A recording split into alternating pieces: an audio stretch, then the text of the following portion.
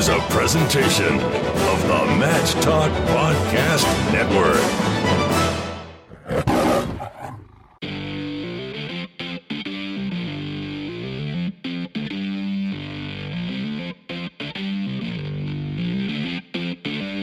It's time for the ODU Wrestling Monarch Mattcast, a show dedicated to all things related to the Old Dominion Wrestling program.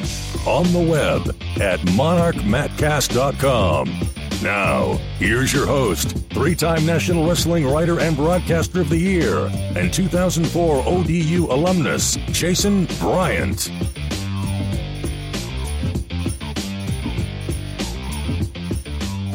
Episode 70 of the Old Dominion Wrestling Monarch Mattcast. Jason Bryant here with you today, visiting with Associate Head Coach Daryl Thomas, fresh off the Monarchs' fifth-place finish at the 40th Annual Virginia Duels.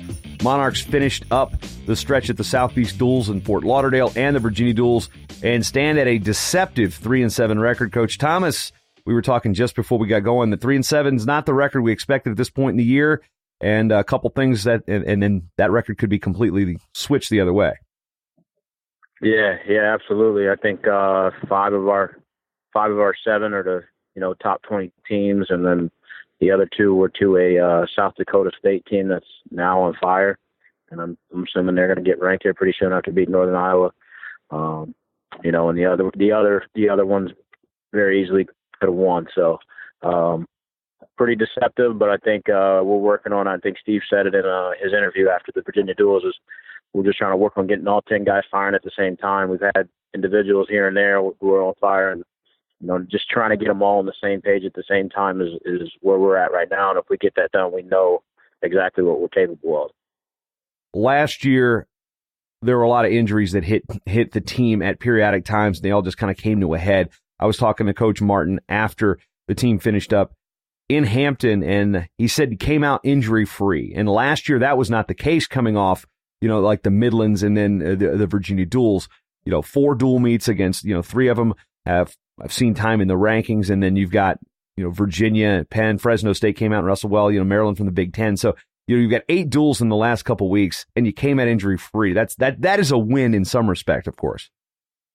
That's a huge win. And I think a lot of that is credited to having a little bit of an older team and understand their bodies and how to prepare and how to get ready treatment-wise beforehand and treatment-wise after, and understanding that you're going to feel some pain here and there, but how to wrestle through it and just having that experience. So, yeah, being injury-free is huge, and more than anything, I think we got hardened a lot over the last 8 dual meets in, like 2.5 weeks. So we're definitely battle-tested, and there's nothing down the stretch that we're not ready for or haven't seen and are going to shy away from. So I'm excited about that to see how we come out and compete. With our MAC East schedule and then a couple of the other teams that we have on there with Virginia Tech and Drexel and Navy on the back end of our schedule. And just recapping the South Beach Duels, this is a format: 2 duels on one day, go to the beach, 2 duels on the other, go to the beach. The first time ODU has been to this event, and drew Missouri, which was a conference duel, which you kind of benefit. You're both going down there, might as well meet up. Minnesota from the Big Ten. I don't think ODU has actually wrestled Minnesota in my memory at any point. And of course, you've seen Wyoming and South Dakota State at periods in the last decade, but what was the mindset of the team coming in? You got Missouri, which is a traditional power, not as ranked highly as they were in the past years, and then a Big Ten school like Minnesota that's got a lot of tradition. They got their man Gable Steveson back too, so they're wrestling well. They just beat Wisconsin the other day, so is there still this question about belief in the room, or is it they just got beat by a better team those days?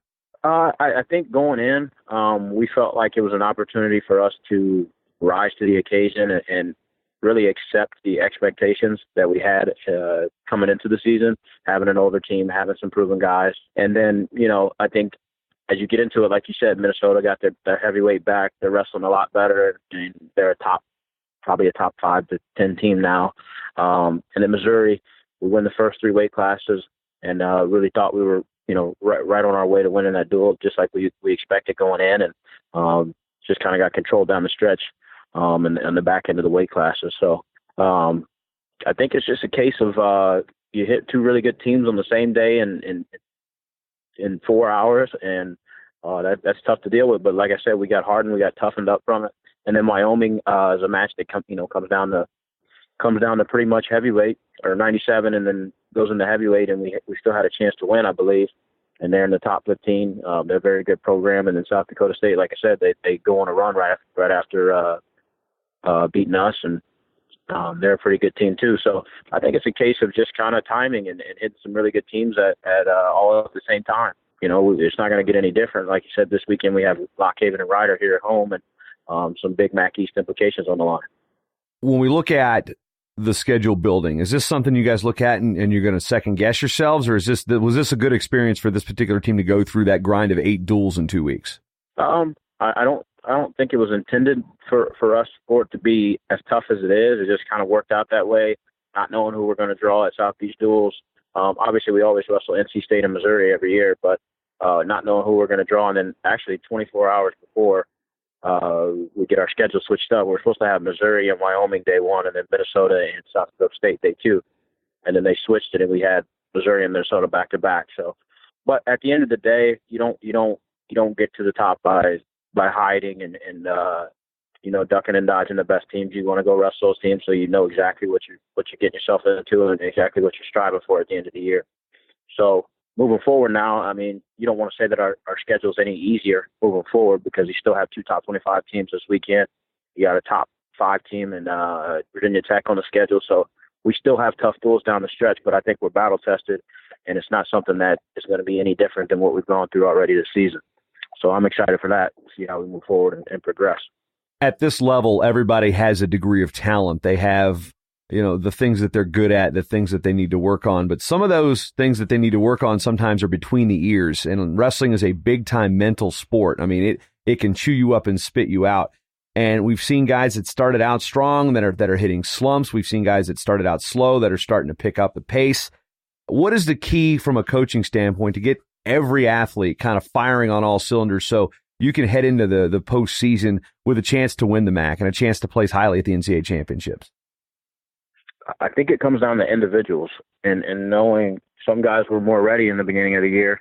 Some guys, were not. And now it's our job as coaches to get with these guys individually based on where they're at and get the most out of them and put them in position to all start firing on all cylinders. And we jumped right on that this week. We've been really busy in the film room and individuals and really putting guys into position. I just got out of an individual with Shane Jones and trying to get his rhythm back. He talks about his rhythm is off a little bit, and just getting back to the basics and looking at what he was doing in the beginning of the year and how he can get back to those things and just feeling confident again, because we know what he's capable of. He's wrestled top 10 guys to really close matches, and he's beaten a top 10 guy already. So we know it's there. It's just a matter of bringing the same product to the mat every time, regardless of opponent. Yeah, and speaking of Shane, as I was looking at the dual results and things, it seems like, yeah, he's a team captain, a guy that's had a great story, but it's almost like sometimes the heartbeat of a dual meet really hinges on his performance. It's like, and again, I don't want to make it look like it's his. I'm not saying it's his. I'm just saying that it seems like this guy's the life and soul of the team in a dual meet kind of thing. It's like if Shane's on, the team is on. That's the kind of thing. Absolutely. And as you said, those guys are team captains, and when they go, we go. So it's because our team looks to them because of the examples they set off the mat and the work ethic they put in on the mat. So when those guys are on, we're all on. I think I would definitely agree with that. Now, moving down to 125, Killian Cardinals had the opportunity to take the spot and run with it, and was running with it great, and has hit a bit of a slide. And what's it going to take for Killian to get back on course? I mean, he's got ranked wins. He's beaten some highly ranked guys this year. Clearly said, okay, I've got the opportunity to wrestle here. I'm going to run with it. It's one of those things. Is it? He's got nobody in his rear view right now. He's the guy. So, how do you get Killian to kind of say, look, this is yours, man. You don't need to worry about it. You need to sit there and keep wrestling like you did in November. Yeah, and I think a little bit of his performance early was because he had to look over his shoulder, because he had to have a little bit of a chip on that shoulder, and because we weren't sure what we were doing with McHale, and so now that it is his, he solidified it and earned that right. It's how do you put that chip back on your shoulder every time without having to look over it. So for him, that's where he's got to find that little bit of edge that he was competing with earlier. And I think he's going to be just fine. And he's done he's done a great job. Lost a couple matches in some situations where, you don't expect, but, those things happen. And when you put yourself out there against some of the better teams in the country, you're going to hit some guys that maybe on paper you're better than, but, they have a history of tradition of winning and excellence. And sometimes those things happen. So he's put himself out there. He's wrestled a lot of good guys, and we know that he's going to be prepared at the end of the year. It's just about finding that edge again. Not going to focus a whole lot on Shannon Hannah, again, a true freshman, but had a really solid victory beating Carmen Ferrante, an NCAA qualifier a year ago from Penn. And what are your overall thoughts on Hannah's performance this year? Level of improvement, getting thrown in there as a true freshman. He's had to be battle tested early.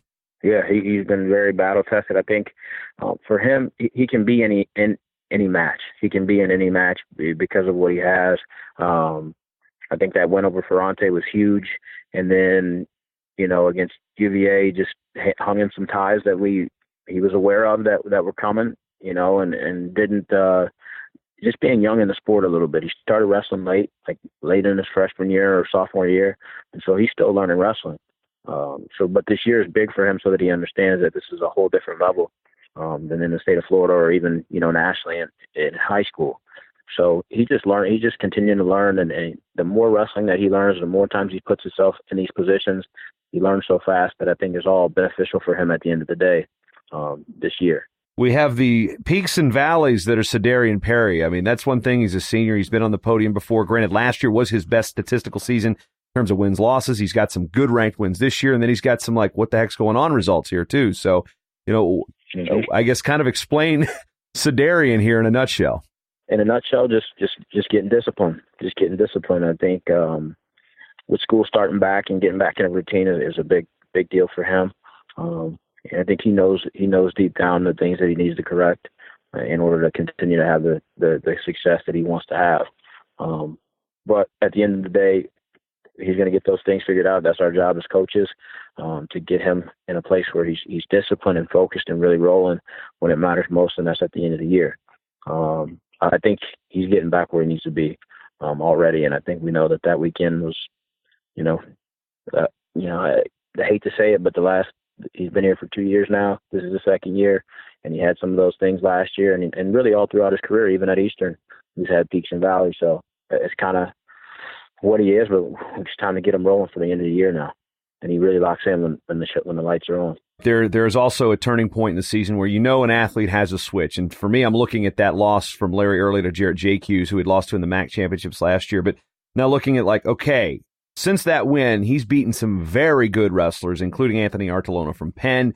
He was the OW at the Virginia Duels, and was the loss to JQ's a light switch, or was it all right, Larry, it's time to start moving and pushing it into a higher gear? Because sometimes Larry's had that head scratching loss throughout the year, and then by the time March rolls around, he's ready to go. Yeah, I think you hit it on the head. I think it was a little bit of a wake up. Hey, and then he didn't really wrestle well in the other matches at South Beach, just really letting guys be too close and not really controlling things like he's capable of. And I think that whole event was really a wake up call for him that, hey, I gotta start changing what I'm doing and really lock in. And he knows how important this next month and a half stretch is to getting him where he needs to be going into the end of the season. And he knows he can still compete for a national title too. Now, at heavyweight, you did make the decision to pull the red shirt off Jacob Bullock, and then Will Hilliard also saw some time with the Virginia Duels. Seen some flashes of some good things from Bullock, but kind of what was the decision there in pulling a true freshman out there? He's still green, but I was watching some fans, and they were talking about him in his first couple matches at the Virginia Duels. Are like, I like this guy. Yeah, he definitely has that ability. And again, you said it, green. He's got a lot of wrestling to learn. And the only way to learn that is I think, trial through fire. And Will wasn't wrestling that great at the South Beach Duels, kind of, just lost that fire a little bit, had some things going on outside of his life. And I think as you talk about with Killian having a chip on his shoulder, it's helped him so far from what we've seen these last two matches and understanding, hey, wait a minute. I could be, I'm in a roster battle right now. I can't think about these things going on outside of, in my life outside of wrestling. I have to focus on what's right here in front of me, because I only have 2 years left and that time is going to be gone before I know it. So he's really stepped up and he showed some differences, and they're in a battle. They're in a battle, and it's a good problem to have. A good problem to have. But at the end of the day, for Bullock, whatever happens, it's going to help him later on down the line. It's going to help him later on down the line. He may not see it right now, but he will when it's his time. And let's just talk about the one thing I don't think I'd ever seen. I had to Google up the riding time between Kyle Dake and Frank Molinaro a couple years ago to see what it was. Will Hilliard had 6 minutes and 30 seconds of riding time in his last win. Yeah. Have you ever seen that much riding time in your life? That was a lot of riding time. I don't think I've ever seen that on the clock. And credit to him, that won us the duel. It won us the duel, and he could have let the guy up and then all this other stuff. But for him, it was just stay in good position, stay where you're good and where this guy's not good, and just win the match.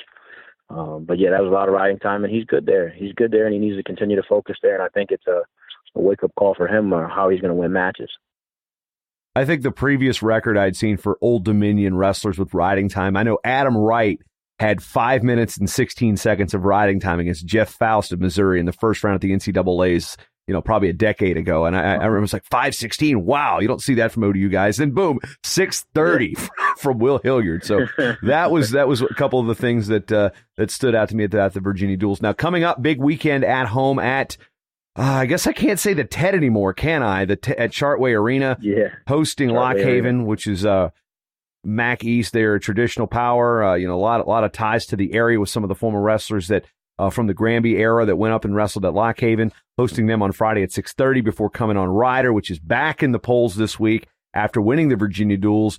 John Hange always brings a solid squad there after taking over for Gary Taylor. But these are two teams. One's an old rival. Ryder's been on the schedule since the days of the old CAA, and then Lock Haven, a lot of tradition there. Scott Moore's well coached, coaching those guys up really well. And, what are the thoughts, plans, and aspirations, I guess, for this weekend's duels? Again, Friday at 6:30 at home, Sunday matinee at 1 o'clock against Ryder. Yeah, I think we understand that really on paper we're not favored in either match.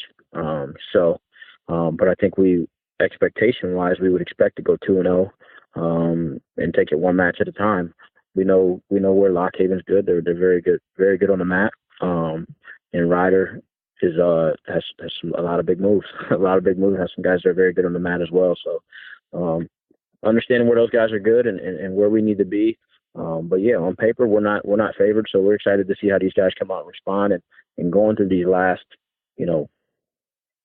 8 matches with some very high level competition, I think is only going to help us.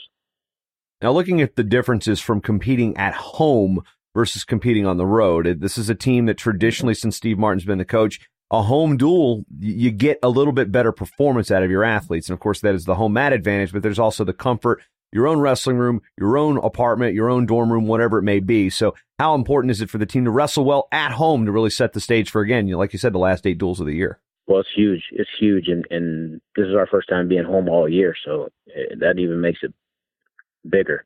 So yeah, we've been on the road all first semester. It's good to just finally be at home and be in the comfort of our own home as coaches and as athletes. So it should make a big difference. We'd like to think. Any promotional events that are centered around either Friday or Sunday's duel that we can make the fan base aware of? Yeah, we've got a pre-match social 60 minutes before each duel, so it'll be at 5:30, and then it'll be at noon on Sunday. So Friday, 60 minutes before. Sunday, 60 minutes before. There'll be a pre-match social. There'll be a keg for the fans of age, and then some soft drinks for others. Just a good little meeting gathering before the duel to kind of get excited and get ready and hopefully cheer us on the victory. When it comes to intangibles, closing out the year, as we go into the home stretch, there's nothing. No, next tournament you guys will be the conference tournament. So that's the first weekend in March. 2 weeks after that, the NCAA championship. So preparation. I'm just curious on, when you prep for March and you go into a format like a dual meet that isn't how we see things at the tournament. How do you best simulate what it's like coming off the scale, or being able to go match by match, opponent after opponent, to kind of build up the mentality like, okay, this is what we actually need to do to get better for March, for that first weekend in March, to get people to the show. And then when you get them there, to get them on the podium. I'm always curious on the coaching mentality of dual meet preparation for tournament postseason. I think it's just getting the most out of yourself in each match and eliminating mistakes as you go. If you're at 7 points, you're trying to get a major. scoring at the end of the period, all the little things, the little intangibles that add up to winning in March. And that's scoring at the end of periods, finishing the period on top, scoring on the edge, not getting scored on the edge, and controlling the center of the mat, those type of things as well. Those are the little things that matter in March, where you don't want to lose matches off of things that are within your control.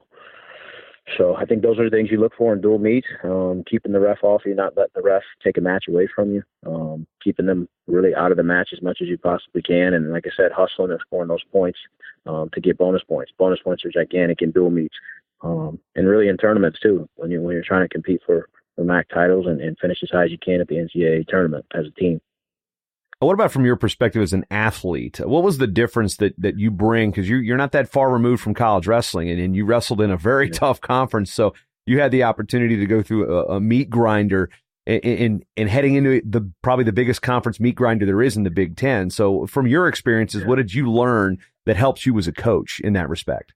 I think just not getting too high, not getting too low, staying even keel right in the middle, because in the Big Ten, and even now our conference is getting a lot tougher, but in the Big Ten, you're hitting ranked guys every single time out, and it's really, you have to stay even keel. You can't get too high when you get a big win, because then you got another guy that's sneaking up on your heels, on Sunday.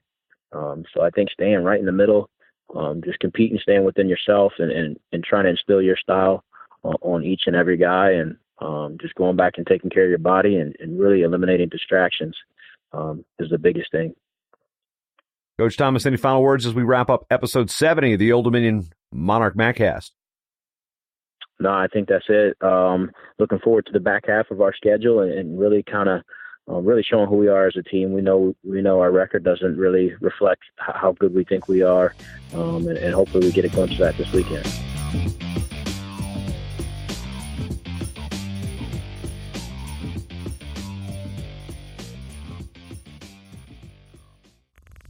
This show is part of the Mat Talk Podcast Network. For more wrestling podcasts, head over to MatTalkOnline.com.